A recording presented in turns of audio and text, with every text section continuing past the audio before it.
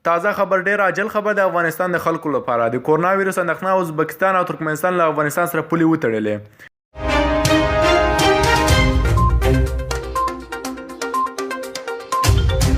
سلامونه ګران دوستانو، بیا هم ویډیو ته په خیر راست که چینل مې سبسکرایب کړئ، چینل ته سبسکرایب کړئ، ویډیو سره لایک کړئ، ویډیو زیات شیر کړئ، ویډیو مې هم بس کړئ، ویډیو تر اخره پورې وګورئ.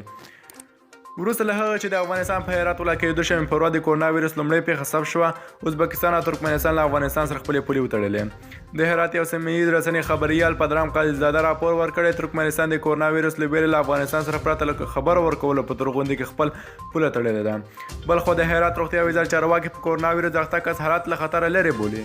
په دې تړاو د ملي امنیت شورا له ایران سره له یوې ورځې بندېدو وروسته د پولې پرانیستو پرېکړه کړې ده.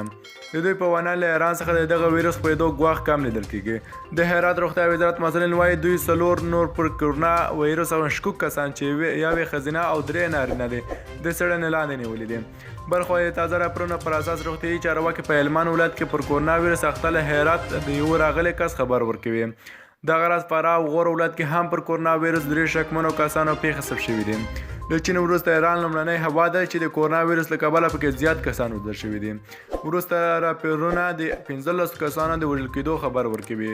ګران دوستان، دا هم ډېر عاجل او تازه خبر کوي. ویډیو مو خوښه ویډیو سره لایک او چینل سبسکرایب کړئ او زموږ د فیسبوک آی ډي سره اوسئ، ملګرتیا ورسره وکړئ او ویډیو زیات شیر کړئ.